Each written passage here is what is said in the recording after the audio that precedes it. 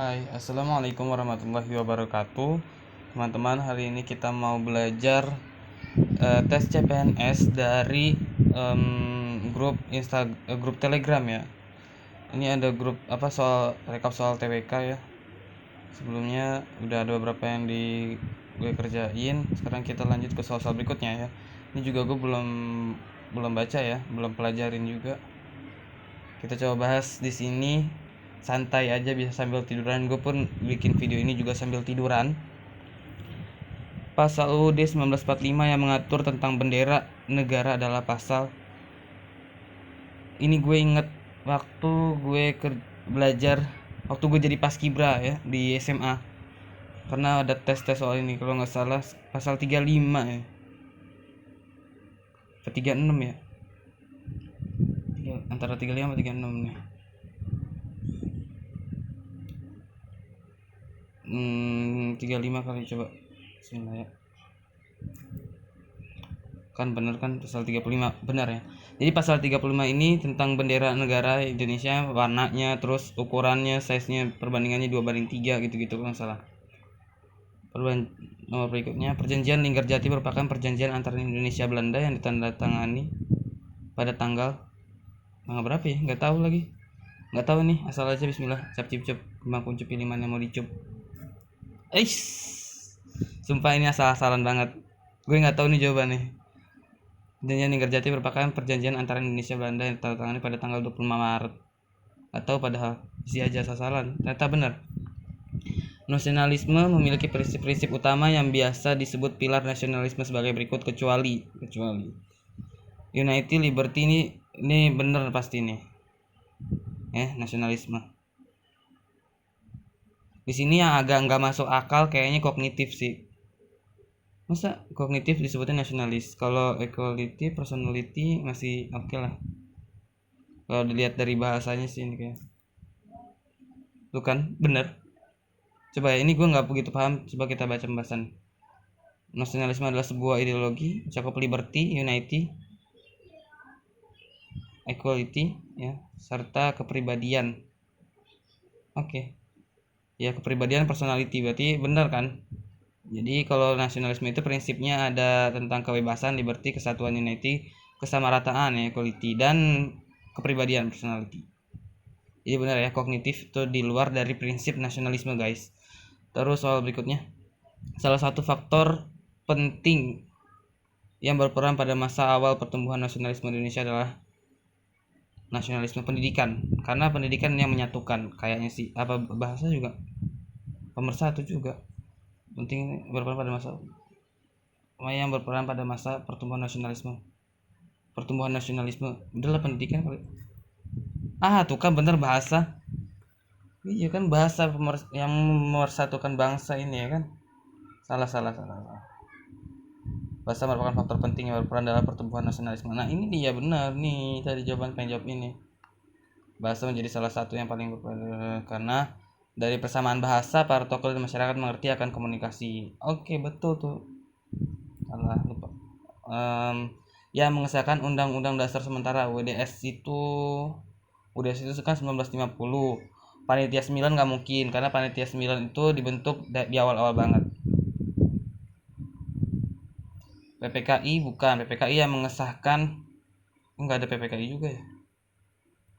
Feeling gue sih KNIP, Komite Nasional Indonesia Pusat. MPR kayaknya nggak. Kayak belum ada MPR deh pada saat itu. Feeling gue KNIP nih. PKKI apa sih PKKI? Gue nggak tahu lagi PKKI. KNIP kali, bismillah. Kan betul. Kalau Panitia 9 kayaknya nggak mungkin deh, terlalu awal. Panitia 9 kan yang membentuk Jakarta Charter. Itu di awal-awal. Enggak sih, nggak tahu deh. Oke, lanjut. Kedaulatan berada di tangan rakyat yang dilaksanakan menurut UUD. Hal ini terjadi dalam UUD pasal 1 ayat 3 nggak sih? Pasal 1 ayat 3. Kayaknya ini yang awal-awalnya ya. Indonesia berada di tangan rakyat. Indonesia adalah negara hukum. Indonesia berada di tangan kesatuan, berbentuk kesatuan gitu deh. Yang urutannya lupa lagi ayatnya.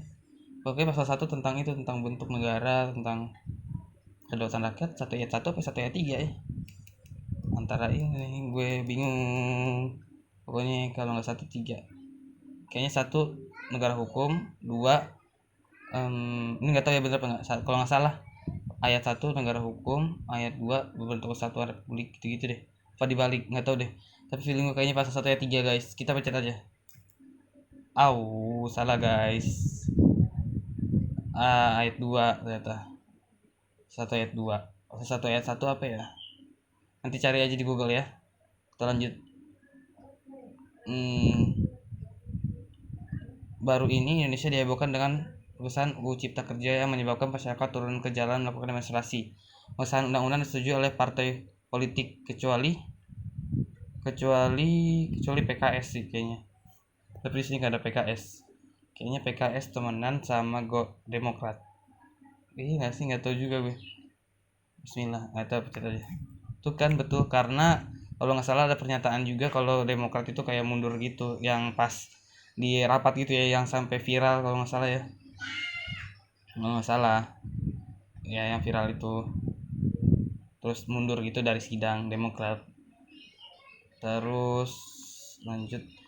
Paham yang menyatakan bahwa golongan nasionalis ekstrim yang menganjurkan pemerintahan otoriter merupakan paham nasionalis ekstrim itu chauvinisme. Jadi chauvinisme ini nasionalisme yang berlebihan, jadi sampai-sampai merendahkan yang lain kalau nggak salah.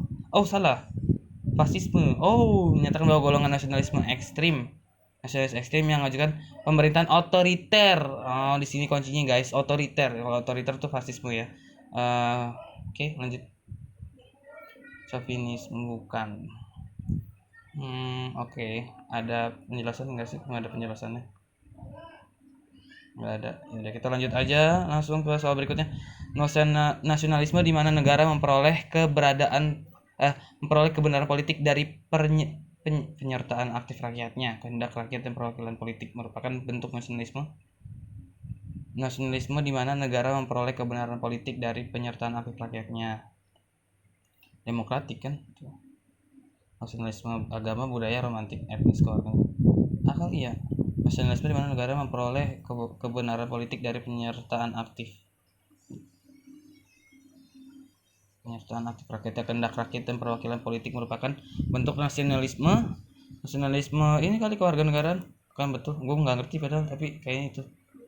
Lanjut. Bangsa Indonesia dalam konteks bentuk negara kesatuan berarti di bawah ini kecuali ya, kesatuan kecuali karena alam dan budaya antar negara diseragamkan dan struktur NKRI. Untuk NKRI diselenggarakan dengan jaminan otonomi yang seluas-luasnya kepada daerah-daerah. Jaminan otonomi kepada daerah-daerah untuk berkembang sesuai dengan potensi dan kekayaan yang dimiliki masing-masing. Otonomi daerah dilaksanakan dengan dorongan, dukungan, dan bantuan yang diberikan pemerintah pusat, memungkinkan tumbuh dan berkembangnya keragaman antar daerah di seluruh tanah air. Kan gini kan, kalau TWK tuh jawabannya kayak mirip-mirip gitu, kayak semuanya benar gitu. Adanya apa coba? Kekayaan alam diseragamkan dalam alam dan budaya antar daerah diseragamkan dalam struktur NKRI. Kan kekayaan alam dan budaya antar daerah beda-beda ya, diseragamkan? Nggak bisa diseragamkan dong dalam struktur NKRI. Iya sih memang dalam struktur NKRI, tapi memang beda-beda. Tapi gimana nih? Tapi benar sih, maksudnya dalam struktur NKRI gitu kan, alam dan daerah antar daerah diseragamkan dalam struktur NKRI. Terus bentuk NKRI diselenggarakan dengan jaminan otonomi yang seluas-luasnya kepada daerah-daerah. Bentuk NKRI jaminan otonomi yang seluas-luasnya kepada daerah-daerah. Jaminan otonomi kepada daerah-daerah untuk berkembang sesuai dengan potensi dan kekayaan yang dimiliki masing-masing. Otonomi daerah dilaksanakan dengan dorongan, dukungan, dan bantuan untuk pusat, memungkinkan tumbuh dan berkembangnya keragaman antar daerah di seluruh tanah air. Puyeng nih kalau gini-gini nih, tapi harus dijawab cepat. Kecuali ya otonomi pada daerah untuk ini aja deh sasaran. Kan yang A kan gue udah curiga tuh, yang A tuh adalah ya, kekayaan alam dan budaya antar daerah diseragamkan. Ini kayaknya ini yang janggal nih, diseragamkan. Masa kekayaan alam dan budaya daerah diseragamkan? Nggak bisa diseragamkan lah ya. Udah curiga tuh saya banyak gitu. Udahlah, kita jawab sampai sini dulu. Nanti kita lanjut di video berikutnya ya. Kan memori gue juga udah penuh. Bye bye. Assalamualaikum warahmatullahi wabarakatuh.